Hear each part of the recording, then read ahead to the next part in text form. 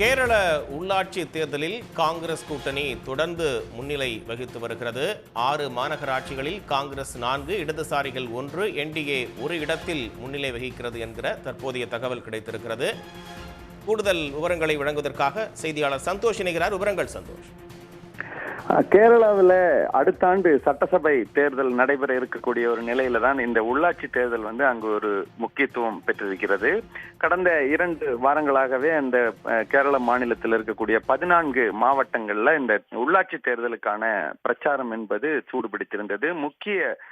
பிரதான கட்சிகள் 3 கட்சிகள் நேரடியாக களத்தில் இருந்தது. அதாவது காங்கிரஸ் கட்சி, கம்யூனிஸ்ட் கட்சி கூட்டணி, அதே போல பிஜேபி கட்சியினுடைய கூட்டணி கட்சிகள் எல்லாருமே இந்த தேர்தலில் எப்படியாவது எல்லா இடங்கள்லையுமே வெற்றி பெற வேண்டும் என்ற ஒரு நோக்கத்துல தான் இவர்கள் கடந்த 2 வாரங்களாக தொடர்ந்து தேர்தல் பிரச்சாரத்தில் ஈடுபட்டிருந்தாங்க.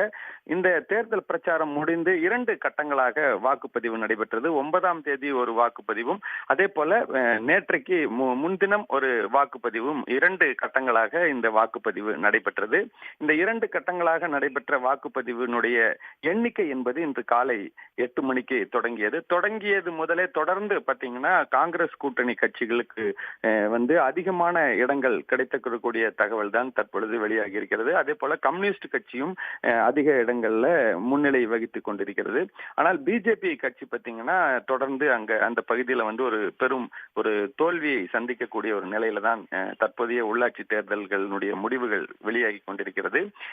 இன்றைக்கு வெளியான முடிவுகளின் படி பார்த்தீங்கன்னா காங்கிரஸ் கூட்டணி கட்சிகளுடைய கூட்டணி கட்சி 3 இடங்கள், அதாவது மாநகராட்சியில் 3 இடங்கள்ல முன்னிலை வகிக்கிறது. அதே போல ஆளும் கம்யூனிஸ்ட் கட்சியினுடைய கூட்டணி கட்சியும் 3 இடங்கள்ல முன்னிலை வகிக்கிறது.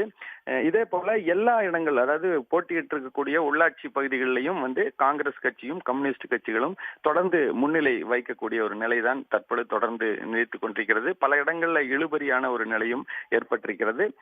தொடர்ந்து 3 கட்சிகள் மோதிய இந்த உள்ளாட்சி தேர்தல்கள்ல காங்கிரஸ் கட்சியும் கம்யூனிஸ்ட் கட்சியும் தொடர்ந்து முன்னிலை வகித்துக் கொண்டிருக்கக்கூடிய ஒரு நிலைதான் தற்போதைய நிலையில காணப்படுகிறது. தொடர்ந்து அடுத்தடுத்து முன்னணி நிலவரங்களுக்காக செய்தி தொகுப்பு இணையலாம். தற்போதைய தகவல்களுக்கு நன்றி சந்தோஷ்.